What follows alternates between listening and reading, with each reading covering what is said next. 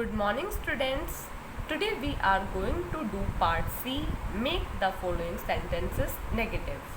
In previous class we have studied about affirmative and negative sentences. Affirmative sentences, they are simple sentences in which we say something, okay? But negative sentences are those in which there is a word not, okay? You will see not in that sentence, then it is a negative sentence. So today I will teach you how to make any sentence negative. For that I have written few rules, so we can study from those rules and make any sentence negative very easily. So let's check that out.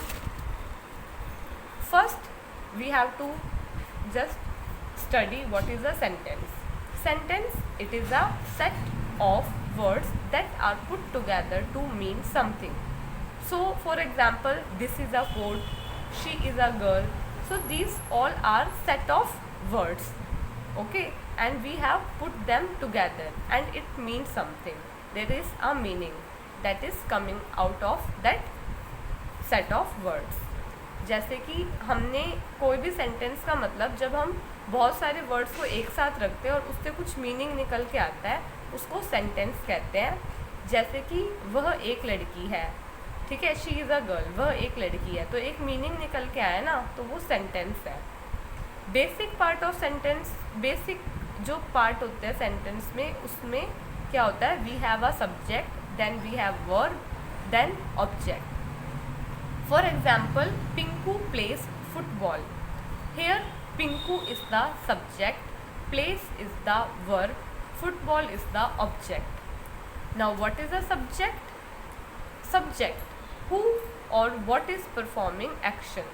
Who is performing action? Here, playing is performed by Pinku. So, Pinku is the subject. Verb, what is the meaning of verb?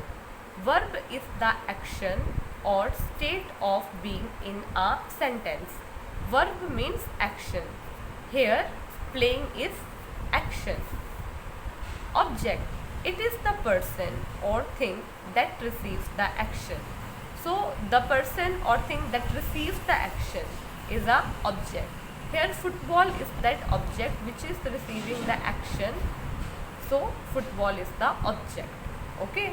So, जो sentence है, basic part जो होते हैं एक sentence में होता है subject, फिर वर्ब, फिर ऑब्जेक्ट. सब्जेक्ट का मतलब जो डूअर होता है या फिर जो एक्शन परफॉर्म कर रहा है. जैसे पिंकू प्लेज फुटबॉल, तो कौन खेल रहा है, पिंकू खेल रहा है, तो पिंकू कर रहा है ना खेलने का काम, तो पिंकू सब्जेक्ट है. वर्ब का मतलब होता है जो हम एक्शन होता है या कार्य होता है उसको.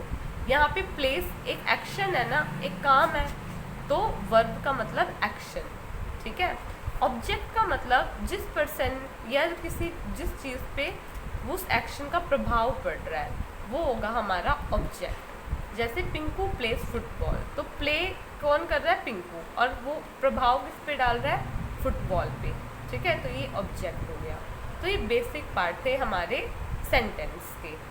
अब हम पढ़ते हैं नेगेटिव सेंटेंसेस के बारे में.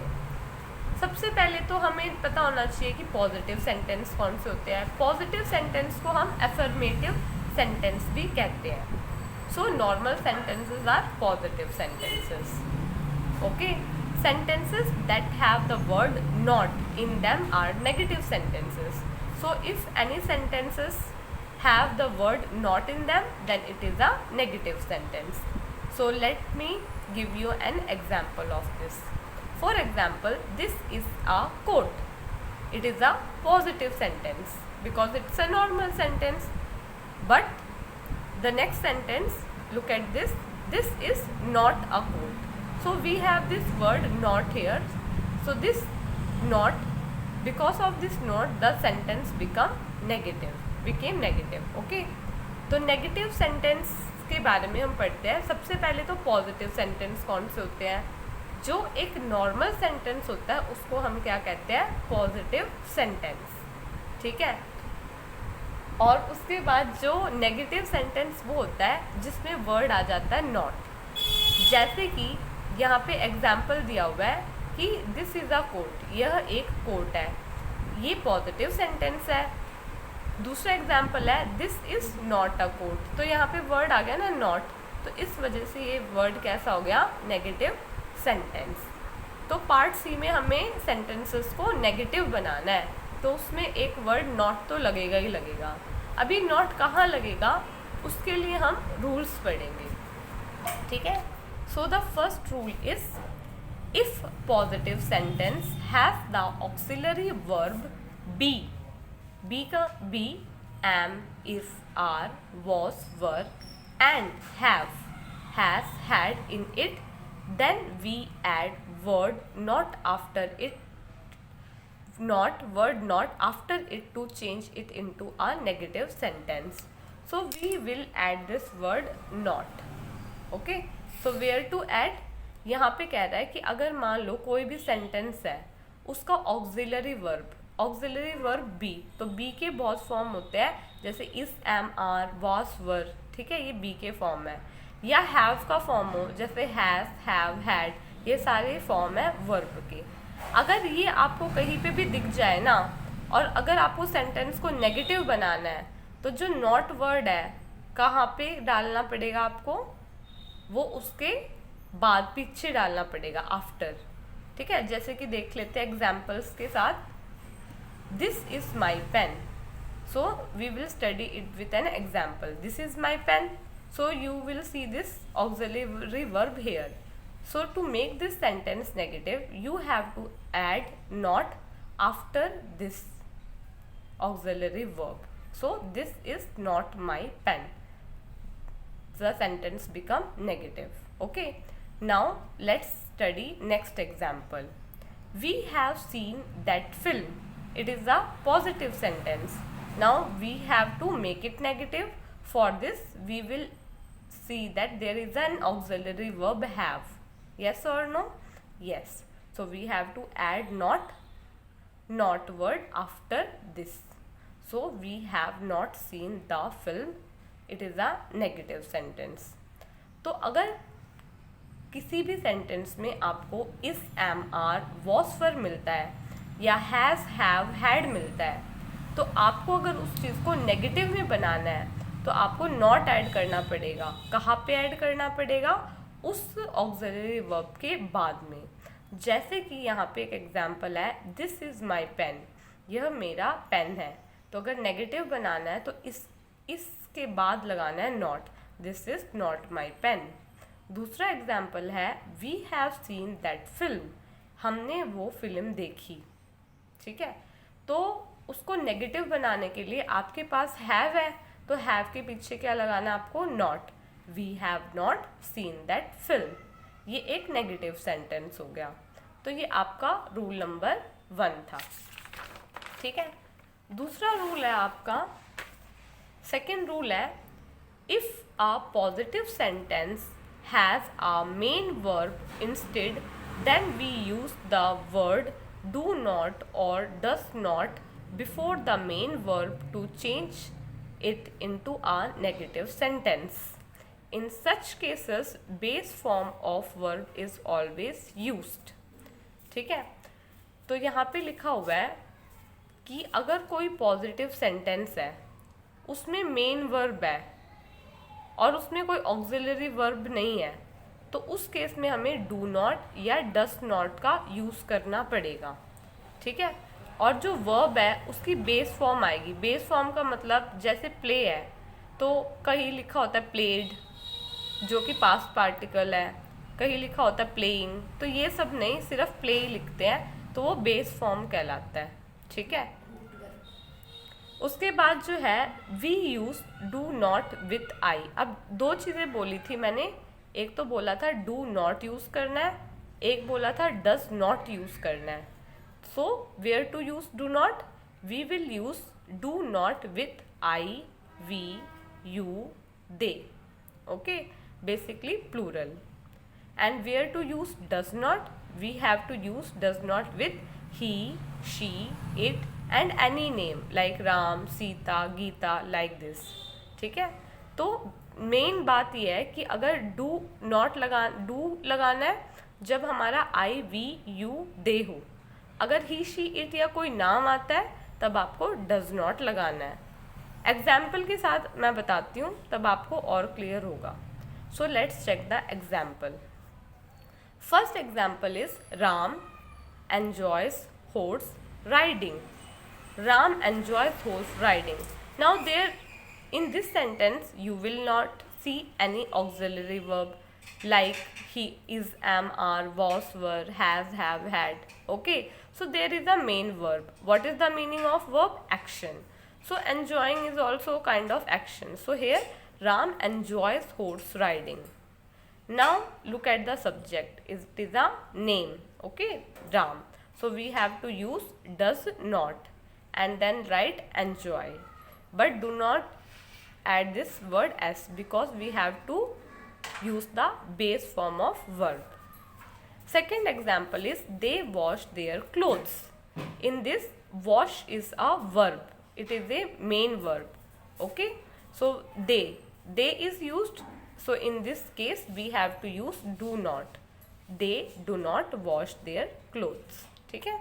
तो मान लो कोई भी सेंटेंस है आपका, उसमें जो है ऑक्सिलरी वर्ब नहीं आया, मेन वर्ब आ गया।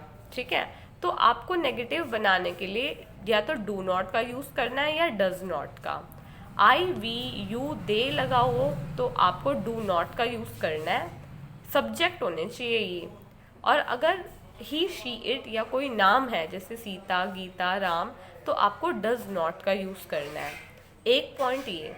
दूसरी बात ये कि जो आपका वर्ब होगा उसका बेस फॉर्म यूज करना है। बेस फॉर्म का मतलब जैसे प्ले है तो उसका आप जैसे सिंपल प्रेजेंट में प्लेड हो जाता है, कॉन्टिन्यूस में प्लेइंग हो जाता है, पास्ट में प्लेड हो जाता है, तो ये सब हमने उसमें कुछ वेरिएशन की है, पर जो बेस फॉर्म तो उसका प्ले रहा, तो ऐसे हमें बेस फॉर्म का यूज करना है। फॉर एग्जाम्पल जैसे यहाँ पे देखो राम एन्जॉयज हॉर्स राइडिंग लिखा हुआ है, यहाँ पे आपको is, am, are, was, were, has, have, had तो नहीं दिख रहा। इसका मतलब ये एक वर्ब जो है इसी को हम मेन वर्ब लेंगे क्योंकि यहाँ पे ऑक्सिलरी वर्ब नहीं है। अब जो इसका सब्जेक्ट है, ठीक है, वो राम है, तो नेम है ना राम, तो उसके लिए हमें डज नॉट लगाना पड़ेगा उसके बाद में। और जो ये एन्जॉयज है उसको एन्जॉय लिखना पड़ेगा क्योंकि इसका बेस फॉर्म चाहिए, इसलिए आप एस हटा दोगे। ठीक है, तो Ram does not enjoy horse riding. दूसरी बात है दे wash their clothes. They wash their clothes में क्या आएगा? दे है, इसलिए हमने दे देखा, यहाँ पे दे आता है तो डू नॉट का यूज करते हैं, तो डू नॉट लिखना है और वॉश का वॉश, क्योंकि ये तो बेस फॉर्म में ही है ऑलरेडी, तो they do not wash their clothes. ये सेकेंड रूल था। ठीक है, अब हम बात करते हैं थर्ड रूल की। इसमें आएगा if the positive sentence with a main verb is in the past tense then we use word did not before it to change into negative sentence. तो हमेशा याद रखना है कि डू नॉट और डज नॉट हमेशा प्रेजेंट में use होते हैं, पर अगर मान लो हमारा पास्ट में है, ठीक है, पास्ट टेंस में है, तो डू नॉट और डज नॉट की जगह पर डिड नॉट का यूज करना है। अब हमें कैसे पता लगेगा कि कोई सेंटेंस पास्ट में है? हमें वर्ब देखना है। जैसे ही क्लीन्ड हिज रूम, तो उसने अपना रूम साफ किया। साफ करना एक एक्शन है, इसलिए ये एक वर्ब है। अब वर्ब के पीछे जब ईडी लग जाता है ना, तो वो पास्ट टेंस में होता है। पास्ट का मतलब भूतकाल। ठीक है, तो ही क्लीन्ड हिज रूम है, तो ही क्या है? ही कुछ भी हो, पर क्लीन्ड आते ही हमें क्या लगाना है? डिड नॉट लगाना है। ईडी हटा के बेस फॉर्म ऑफ वर्ब लेके आना है। तो ही did not clean his room. Did not क्यों लगा? इसलिए लगा क्योंकि ये पास्ट टेंस में है। हमें कैसे पता लगा ये पास्ट टेंस है? क्योंकि वर्ब के पीछे ईडी लगा हुआ है। ठीक है, पहला।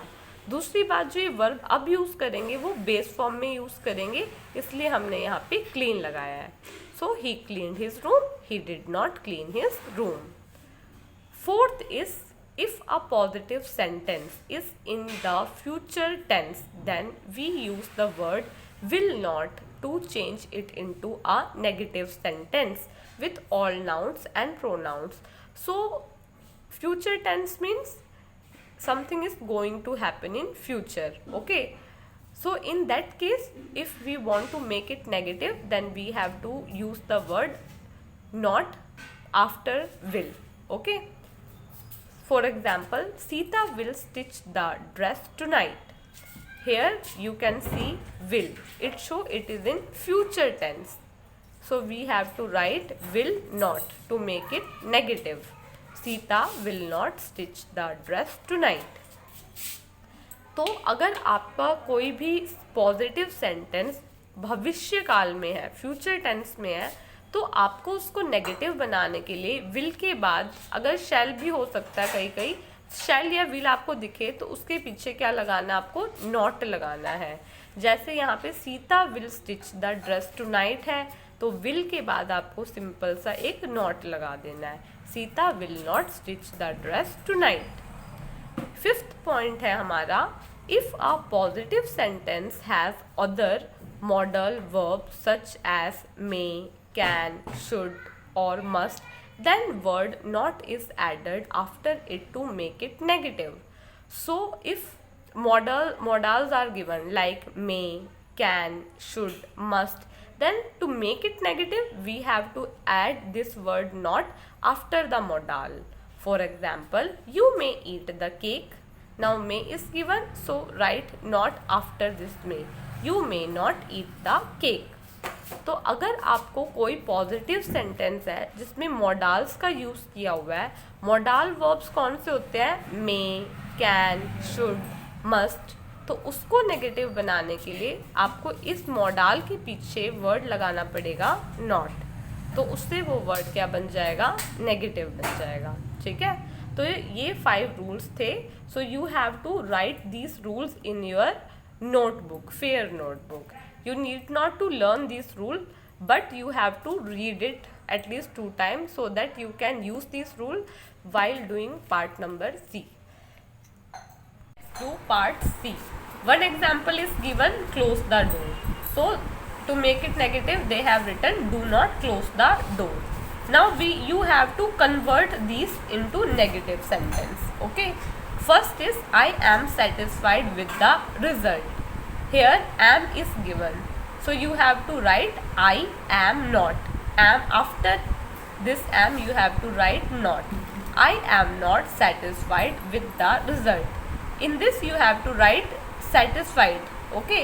In do, does and did not you have to use the base form of verb, but not in these. Third, you are a good boy. So you have to write you are not a good boy. You are not. Fourth is these puzzles are hard. You have to write these puzzles are not hard. Fifth is we can walk here. So can is a modal. So you have to write we cannot walk here. Okay. So now after, if you read those rules that I have written in the notebook, if you read that notes 2 times, you can easily solve this and you can easily make any sentence negative. So I hope you understood today's class. Thank you so much. Have a nice day. Bye.